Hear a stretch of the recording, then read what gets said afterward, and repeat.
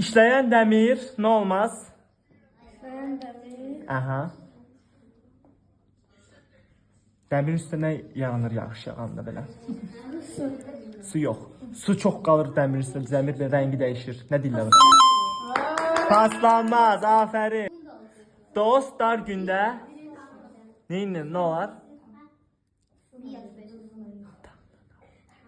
Nə olar? Tanınar. Afərin. Səbr acıdır. Meyvəsi nə olar?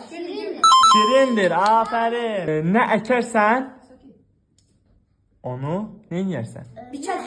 Biçersen, aferin. Kitap biliği neydi? Hazinesi, aferin. Birlik olan yerde ne olar? Güc olar, aferin. Emek seven ne olar? Emek seven. Qalxar, aferin. Yəni ucalar. Öyrənmək ayıb deyil. Nə bəz ayıbdır? Ne? Öyrənmək ayıb deyil. Nə ayıbdır bəz? Nə?